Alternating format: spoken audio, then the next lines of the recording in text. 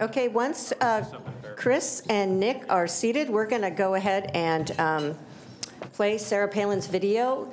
My understanding is Representative Peltola is in Sitka for Indigenous Peoples Day, and we'll hear from her in a minute. And Sarah Palin was invited and was unable to attend. So is there a way from our IT over there, can you play the Sarah Palin video first? Is there, here we go. Okay.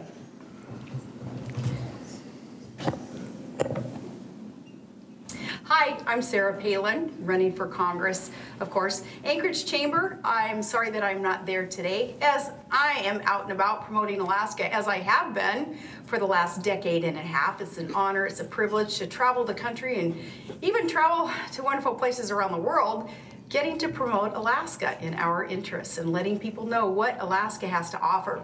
You all know that already. You, the movers and shakers in our great state, Anchorage Chamber of Commerce members and staff who put wonderful things together like this. I thank you. I thank you for your activism and for your promotions of Alaska in general, your own businesses, and your communities, your families, everything that makes Alaska so great. We have so much in common in terms of wanting to keep that good stuff going. We can do that if we have the right planks in the platform back there in Washington, D.C. that support Alaska's interests. Our interests are safe, sound, ethical, clean, natural resource development. That should be our #1 goal, is to make sure that we are allowed access, primacy to develop our resources in order to keep our state rolling. Our state's going to be locked up if there is an agenda in place. If there is a leftist agenda in place that dismisses what it is that Alaska is all about and what it is that we have to offer. What we have to offer is opportunity to secure and allow sovereignty in our own nation. People knew when Alaska became a state that someday we would come into our own and we would prove ourselves as contributors to the rest of the nation by developing our God-given resources. We're keeping our end of the bargain up, aren't we? Because we want to responsibly develop. The feds aren't keeping their end of the bargain, though. They're not allowing us access. They're locking things up, and it's going to get worse unless we have a Republican agenda in office, an aggressive agenda with a fighter promoting what it is that Alaska needs. I want to be that person. I want to work for you. Because without that, we will be locked up. The feds want to make Alaska one big old national park, and that's about it. They don't care about our economy. They don't care about our schools. They don't care about our healthcare system. They don't care about law enforcement here. Any of the things that we need as a civilized society in Alaska, they don't care about that. Their interests in Alaska are the antithesis of what ours are. So I hope you'll hire me. I want to get back there in D.C. I want to work really hard for you. We need a fighter in Congress who already has the connections made, can hit the ground running, is unafraid, will take on the political establishment on both sides of the aisle, has a track record of doing so. I fit that bill. Lifelong Alaskan, 30 years in Alaskan politics, PTA, PTO, city council member a couple terms, city mayor, city manager, oil and gas regulator, your governor, and then vice presidential candidate for the GOP. Since then, promoting Alaska as hard as I can. I'm going to keep doing that. But it's going to be nice to have an official vote as I do that in another realm. Okay, thank you, Anchorage Chamber. Keep up the great work. Love you guys, and hope to see you soon. Okay, now we're going to go to the opening statements from the candidates here and on Zoom. Representative Peltola, can you just confirm that you can hear me, and can you just say hello? Hi, Julie. Hi, everyone in the room. This is Mary. All right, out of the essence of time, I think everybody knows who everybody is up here. So we're going to get started with a minute opening. Representative Peltola, I'll start with you. I don't know if she's going to be able to see the time cue, so hopefully you have some idea of what a minute is. Maybe you can run your phone and kind of keep an eye on it. Sorry for that, but this is, we haven't done this before. So go ahead and start with your opening statement. And if it goes over too much, I'll just say stop, please. Okay, thank you, Julie. And we do have a timer going. I really appreciate the flexibility and appreciate everyone understanding that I can't be there with you today. I am in Sitka. I was at an assembly with all three of the Sitka high schools. It was the first time they had gathered together. And so that was a very good experience. I am Mary Peltola, your current congressman, finishing out Congressman Don Young's term. I am proud to have co-opted his tagline and stolen his motto of being the congressman for all Alaska. I am very honored to have had this privilege and take it very seriously. There are a lot of very serious issues that we are working on right now. We have the highest inflation we've ever seen in 40 years. We've got a deficit, we've got substantial workforce issues, and I want to be part of a federal government working to help find solutions to these issues, and I would appreciate your vote in November. Guyana. Thank you. Shana, are you still timing? Okay. Nick Begich, go ahead, please. So I've been in the race for about a year now, working every single day to earn your vote. And I am a firm believer in the prospects and potential of our great state. I believe that we have the resources necessary in order to solve so many of the challenges that we're facing across this country. And we talk a lot about inflation. We talk a lot about the economy. And we talk about the clouds that are on the horizon and the challenges that people are experiencing right now as we head into this holiday season. You know, families are struggling. It's difficult. And, you know, we need to make sure that we're sending people to the Congress that have the ability to address these challenges head on, have the experience to address these challenges head on, and have solutions to addressing these economic headwinds. I believe that I'm that candidate. I believe that I have the background, my business and professional and educational background prepares me well to help address these issues and real-world challenges that we're facing. I believe that we have an optimistic future if we can make what I call the business case for Alaska. That case is the critical aspects and arguments for making sure that we advance the resources of our great state. Thank you. Thank you. Chris By. Hey, thanks for inviting me here. For many of you sitting in this audience and elsewhere, you're probably wondering, who the heck is this guy? So I am the voice of the 70% of Alaskans who don't vote because they are tired of the political process. They are tired of the Democrats and they're tired of the Republicans and they're flat out tired of all the drama. They're just tired. And so they're not voting. And so somehow, thanks to ranked choice voting, I showed up. My name is Chris By. I am a fishing guide out of Fairbanks. I am not a professional politician. I'm not even a groomed politician. I literally am your coworker, your neighbor. I'm the dude who works for you. I'm the guy who's now paying $4.29 for heating oil in Fairbanks. And oh, by the way, it snowed 3 inches yesterday. So that's what we're up against. So if you're looking for the status quo, you've got that. You've got 3 candidates up here that'll give you the status quo. If you're looking for something different because you're tired of the drama, well, I'm here. My name's Chris By. Thanks. Thank you. And the next question will go with Nick, and then Mary, and then Chris.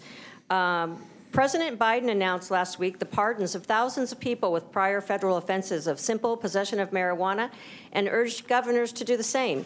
He's also looking at ways to possibly decriminalize marijuana, which is legal in 19 states for adult use, including in Alaska. Do you support the president's actions? Why or why not? So as it relates to federal pardons, that is within the purview of the president. I do believe that is probably a good idea. He is pardoning, to be clear, not dealers. He's pardoning people who have been cited for simple possession at the federal level. I do believe that that marijuana should be removed as a Schedule I drug. But I'm a strong believer in states' rights, and I think that it's up to the states to determine what's appropriate for their state. And so I continue to support what Alaska's done. While I'm not a supporter of marijuana myself, it's within the state's purview in order to determine what they're going to consider to be legal with respect to marijuana in the state. Thank you. Representative Peltola, and please time in the room too. All right, thank you, Julie. And again, taking a page out of Congressman Young's book, he was part of the Cannabis Caucus. He was part of a move to decriminalize marijuana and remove it from this Schedule I drug categorization, as was mentioned. And I too would be very supportive of that. I think if you look at the growth in businesses in Alaska, one of the biggest growth sectors is marijuana as a business in terms of the impact that they have made on the Alaskan economy for building and employing people, and I think that that is very positive.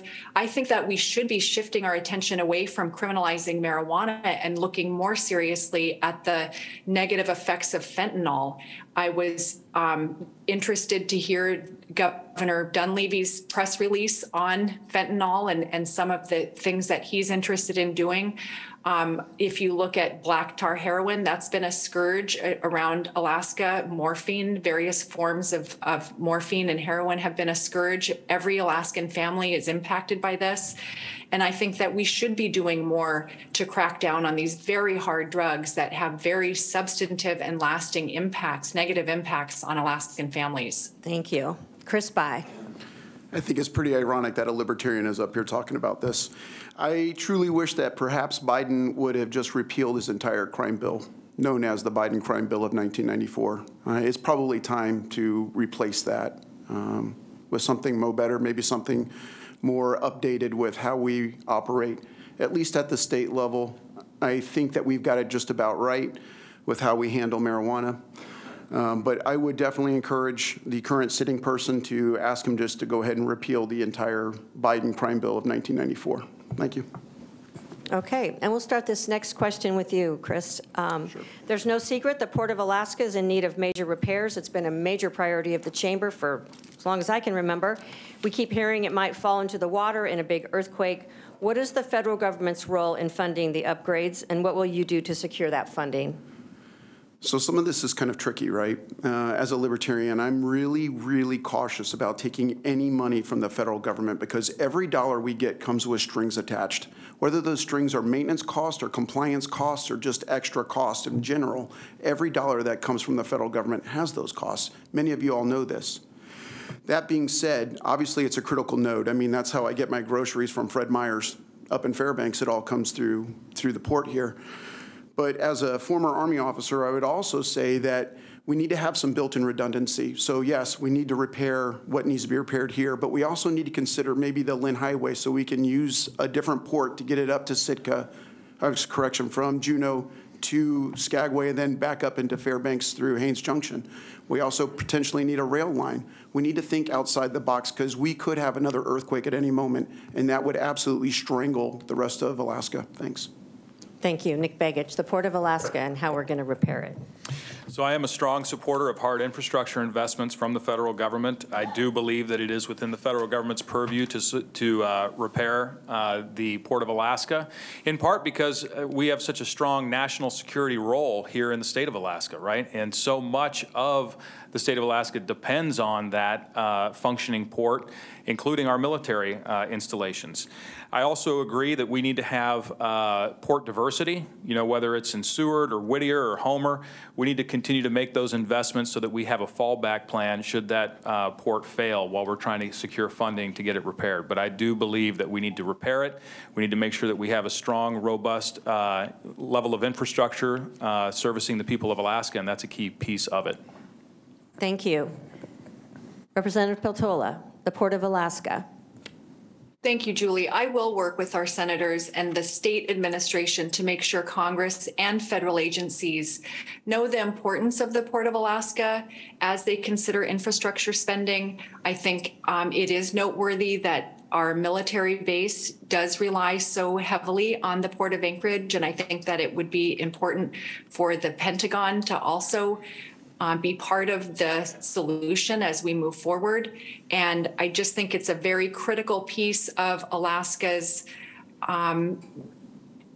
ability to access the goods that we need in Alaska, the commodities that we all need to make it through our year. Thank you. Thank you. I guess we're on to the next question. Keeping track up here. Okay, Nick, we'll start with you. What is the most challenging federal obstacle that hurts business in Alaska? Well, I believe firmly we're a resource state, and I would say that federal permitting headwinds are the biggest challenge that most businesses face, particularly businesses that bring in net new dollars to Alaska, whether that be oil and gas, coal, mining, timber, fishing. These are huge challenges for businesses, and often cited as an example, the Kensington mine down in Southeast took over 20 years to be permitted. There's no excuse for that. There's no excuse for that. And if we're going to truly open up the resources of the state of Alaska, we're going to have to accelerate permitting reform under NEPA, the Clean Water Act, and the Clean Air Act.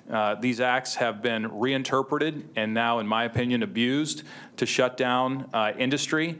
Joe Biden's administration under Deb Haaland as Interior Secretary has sort of weaponized the law and actually hired attorneys that were previously suing to stop development now as full-time staff working at the Bureau of Land Management.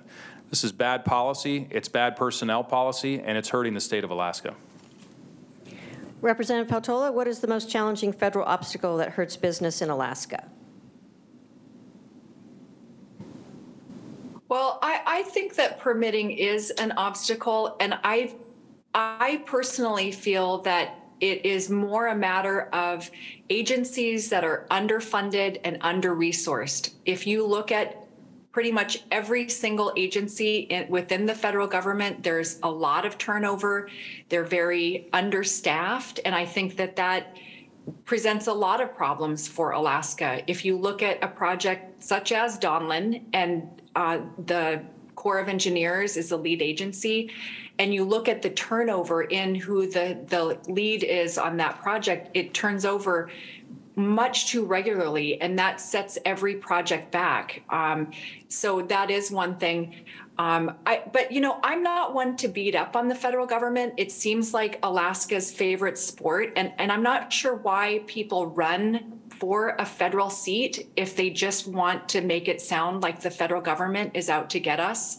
The federal government provides a third of Alaska's budgets. I mean, the federal government is a huge cornerstone of the Alaskan economy. So I hate to just rail against the federal government on every answer. Thank you. Chris By. I think the permitting process is broke. I know several different miners up in the Fairbanks area who went out of business trying to get their permits done. And I just think that's wrong. They had the initiative, they had the goals, they had the professional know-how from students from UAF and students from UAA. They had the drive, but they couldn't get the permit process done. And I just find that to be, well, anti-Alaskan, to be honest with you. Those individuals who came from UAF had the skill set to keep it sustainable, to make it environmentally safe, and yet the permitting process still denied them that action. Ms. Mary is right. We do rely quite a bit of money from the federal government, and we need to wean ourselves from that. That literally is the fentanyl for Alaska. If we continue to take money from the federal government, we will always have to worry about the next permitting process. We'll have to worry about the next 2 to 4 years and all the turmoil and chaos that comes with it. We've got to separate ourselves from that. We need to get some Narcan. Thank you. And now we're going to do the same lightning round that we did with the last group. So I don't know if you, Representative Peltola, if you just want to give us a thumbs up or a thumbs down. And the gentleman here, please use the pink and green papers. Green being go, pink being no. Okay. First question, have you ever considered switching political parties? Okay. Got the no over here. All right. Do you think democracy is the final and best form of government? Got all yeses? Republic, but yes. Libertarian, obviously. Thank you for the clarification. Have you ever attended a protest march or rally over a political issue? Got all yeses? Okay. Would you stay up until 2 a.m. to watch live election results? Everybody's in the room. We should all just like talk to each other that night. Oh, no? Who said no? Oh, Chris By said no. Okay. Well, we'll let you know in the morning. Okay. And then the final one is, do you support the U.S. investing the time and money to return to the moon? I think Elon Musk can do it. Okay, so, all right, that was the fun part. Okay, next question. Across the country, many are saying they're tired of partisan bickering, negative ads, false claims about your opponents. Representative Young was known as being very conciliatory and working across party lines and trying to build bridges. Can you commit to staying positive and helping to rebuild unity in this country, Chris By? Yes. Yeah, I mean, it doesn't matter who gets elected, right? At the end of the day, they're not just representing the folks that elected them, they're representing all Alaskans. That includes folks who are going to vote for me, and it includes folks that are vote for Miss Mary or Mr. Nick up here, or Miss Sarah. But at the end of the day, we're just representatives. We're not decision makers. Quite frankly, we should be asking you, folks here in this room and folks elsewhere in Anchorage and Alaska, what do you think about this law X, Y, and Z? And then take that feedback back, and that becomes our decision. It's not the brain trust in DC that should be making these decisions. It's the brain trust that's in this state. Thanks. Okay, Nick Begich, negative atmosphere. What will you do to improve that? Yeah, I do think that we need to tone down the rhetoric. We hear a lot of rhetoric in campaigns today, and you wonder how much depth is really there, right? It's easy to throw out a couple of bullet points, but we have to get down to actual solutions. And solutions come through dialogue, they come through communication, and they come through communication not with just people that you agree with, but with everybody. Because at the end of the day, you got to have enough votes to pass a bill through the House and then through the Senate and then get to a president's desk and get it signed into law. And in a divided nation, that requires communication. And I'm afraid that right now we have far too little communication in order to be actually solving problems, whether that be at the federal level or often at the state level. I'd like to see that dialogue improve, and I'd like to be a part of that solution. Okay, thank you. Mary Peltola. Thank you. I think my track record speaks well for itself. I worked in the legislature 10 years in a very bipartisan way. I helped reconstruct the Bush caucus, which was usually 5 Republicans and 5 Democrats. When I went up to Nome a couple weekends ago, I was able to talk to Coast Guard Admiral Moore, who informed me that the Coast Guard has encountered Russian and Chinese ships in formation practicing. This shows that we have international foreign aggression towards the United States. And I do think that the partisan rancor is one of the biggest national security threats that we face. We have very substantive challenges even within our own borders that we're not going to be able to work on unless we set aside the language of fear and hate and really start embracing each other as partners. Thank you. Okay, this next question, I think it's going to be our last one before closing. I'll start with you, Representative Peltola. This came from the Chamber's Legislative Committee. There's a nationwide teacher shortage impacting Alaska and every state. Knowing the importance of tenured teachers on long-term success, what can the federal government do? What can you do to increase and improve teacher retention across Alaska? I think one of the things that we have to work on is making sure that teachers will be able to tap into Social Security, pay into Social Security, and then get the benefits from Social Security down the road. I think that it's a real disservice and a handicap to our whole education system, and not just educators, but also firemen and state workers, that these sectors, that these public servants are precluded from being part of Social Security. And I am a strong defender and supporter of Social Security broadly, but most especially making sure that these sectors can be included in that program. I think that not having a good retirement system makes it very unattractive to be in these fields. And after COVID, we really saw that, and throughout COVID, we saw so much, again, rancor and language of fear and hatred directed at school boards, directed at classroom teachers. And that just exacerbates the unhappiness that teachers are facing on a daily basis. Thank you. Chris By, teacher retention. Yeah, so I am the product of a public school student, of a public school system. My kids are not. My kids are homeschooled. There's a reason for that. I had a calendar that was with the Army that required me to deploy at any moment, and so we wanted to have just one calendar to work on, and that was the Army calendar. And so my kids are homeschooled. Now, that being said, I firmly believe in diversity in the education system. If we want to make the school systems work better, then if we had a more diverse school system, education system, where not just teachers are doing the education, but other entrepreneurs that are out there, then we can get after some of this. And right now, we've got young people who can't read, but the school system is so confined with its time management and its curricula that it can't get those students past that level to read. And that's just wrong. That's putting bureaucracy ahead of what those young people actually need, and that's education. And if we can get that outside the school system, then why would we not do that? I don't know of any teachers who wouldn't sign up for that. So I appreciate the question. Thank you. Thank you. Nick Begich.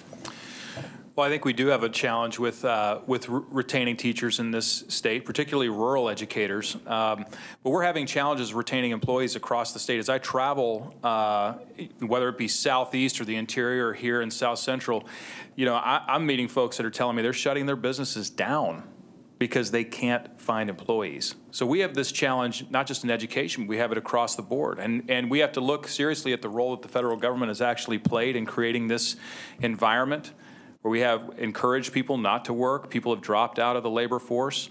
And our immigration system is, quite frankly, rather broken. We're seeing that in rural Alaska, we're solving these problems by bringing new educators in from other nations. From the Philippines, there was just recently an article in the Anchorage Daily News that talked about this.